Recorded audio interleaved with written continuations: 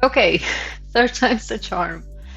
So today we're gonna solve the Let's Defend HTTP rapid reset challenge. And in essence, they were testing something in the development environment. It worked. However, when it went to the production environment or when they went live, their web server stopped working.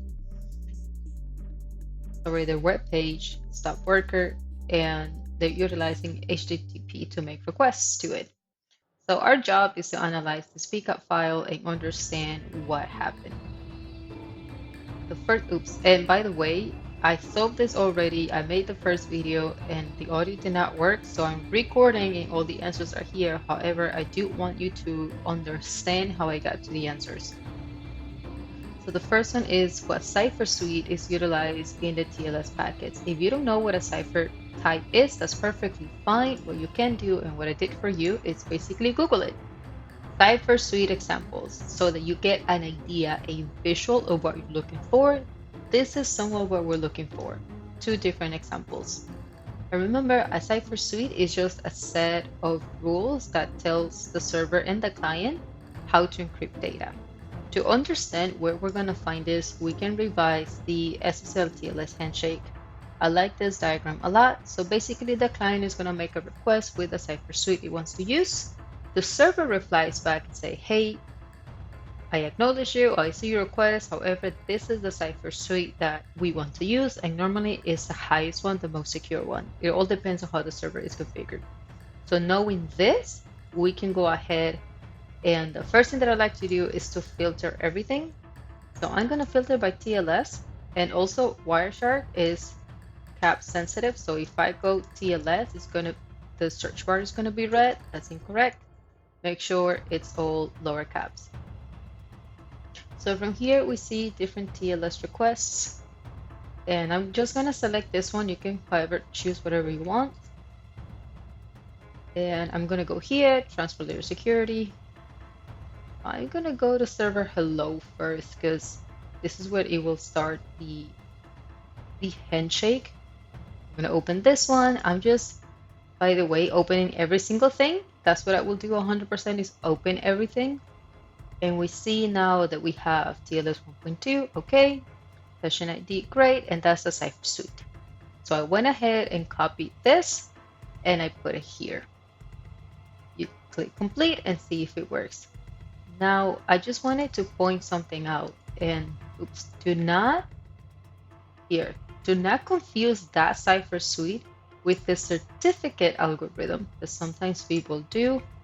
This algorithm is going to be an RSA SHA algorithm identifier encrypted. See if I can find it here.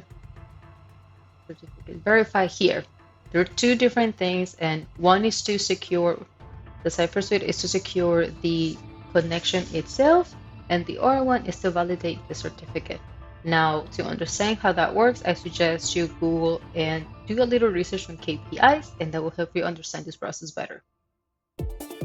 Okay, that's the first question. The second is, what is the full URL request sent? All right, so I know that that's going to go through the protocol that they chose to do. That's http2,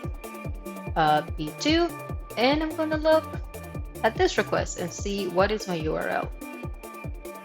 And let's see. Okay, I'm going to inspect this one because there's a get request command line, and you try to find out what the request is or what the call is. If you use maybe web get, or if you use something else, it's going to, that call is going to be a get request.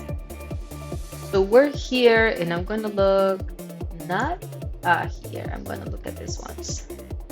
There's protocols. I want to go to the last one just to see. Oh, here it is. This is the full URL. So notice that if I hadn't solved it before, you will see that Let's Defend was giving you hints. It was in a form of an IP address, and all we really had to find was the rest of it. I can show you another way that you can put it together based on this hint. Otherwise, it would be a regular DNS here. So we copy this and we put it here, and we close this.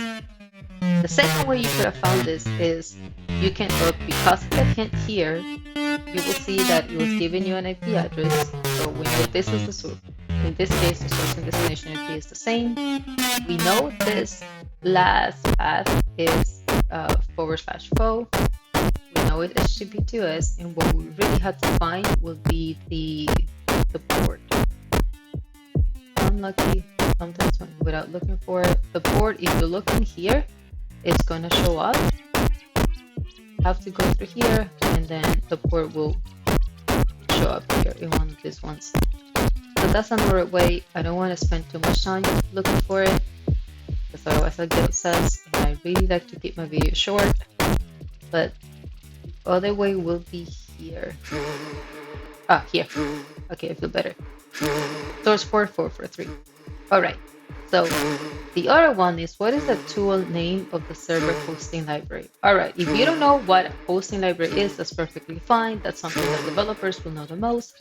Just know that this is something that you can find. And if you don't know what this is, I will Google it. What is a hosting library? What does a hosting library look like? So that I have an idea what I'm looking for. So what I did here is I'll show you the other way that you can get an idea. I know this just because I've done this a couple of times. So you will go to your inspect if you are in Google Chrome. I think it's developer tools in Safari or in Mozilla. You're going to go to network. You're going to refresh. And you're going to go to the first request. You can also find it in HTML text that I can show you later. But in the response header, you're going to see, and this is for all the websites, you're going to see the server. Okay, server header, Cloudflare. And some websites, less than has it, you will see at the bottom, X powered by. And this Next.js is your hosting library. For JavaScript, I think it is Express. For Python, it's Flask. And there are many, many others. But what this helps us do is visualize what header we need to find first. So we'll go ahead and find the server header. Go back here.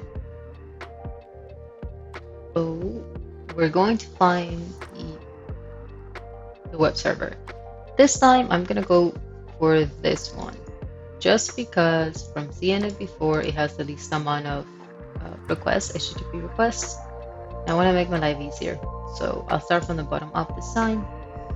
When I go down, I like to open everything just to be safe.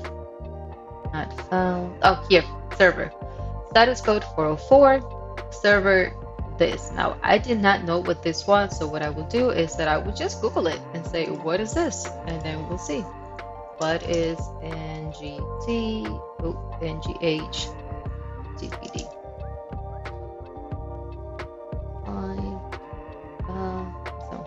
Okay, it's excited web server. Okay, is a hosting library. A hosting library. Server up. It's a C library. Now we know. C plus library. So I went ahead and grabbed this, copy paste. Well, I don't think it lets me copy paste. And I put it here, and that's what it is. Next one is, oops, what specific stream type is accountable for triggering this attack? Okay, so it's asking us for a stream type. So what we're going to do is the same. We're going to inspect this HTTP request, stream settings, not that one, stream headers, not that one, stream data, not that one. So if it's not here, I'm going to go back to the one that's, oh, I'll go to this one again. There's a lot of headers here. Oh, it's right here. Reset stream. So why is this the right one? So one, if you don't know, Google it. Always. Two, this gives me a red flag because I know that sometimes there is something called a reset stream injection, to where the attacker will try to inject something in the active connection. Now, once you have an active connection, it is weird if suddenly drops. That's not common behavior, and I know attackers can somebody use it, and they will do a flood of these ones, and next thing you know, you have a denial of service attack. So my guess is that this is what's causing the issue. And if we keep looking at the requests, we see that we have them quite repeatedly. So somebody's trying to basically interrupt their connection once they go live. So I went ahead and put it here. And it turns out it was correct, thankfully. The next one is what is the status code returned by the server in its response. So you can definitely see the status code a lot easier once you look at this. It's 404. You can also look at this one, the last one, and see what the status code is. But to be honest, I got it from here, so I went ahead and tried that one.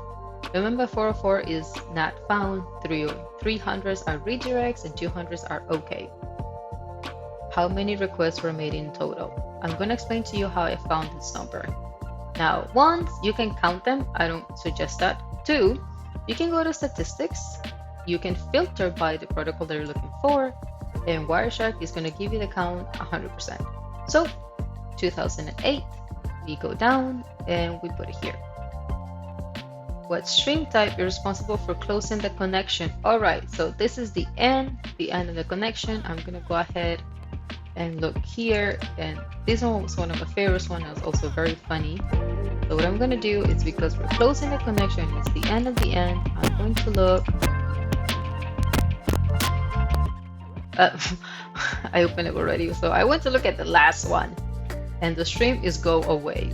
That was my favorite question, and I put it here. The last question is, what is the CVE number of this attack? Okay, so that I did not know by heart. Of course I don't. So what I'm going to do, I'm going to do reset. This one, that's what it should be, reset, not rest.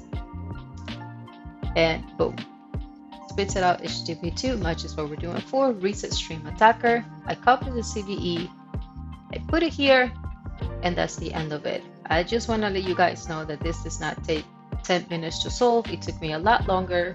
I had to Google some stuff, I had to refresh some stuff, and know that it's okay. In your active cybersecurity career, you're going to spend a lot of time Googling and a lot of time consulting with your peers, and that's perfectly fine. It's not an ego thing. Cybersecurity is always evolving, and it's up to you to stay current.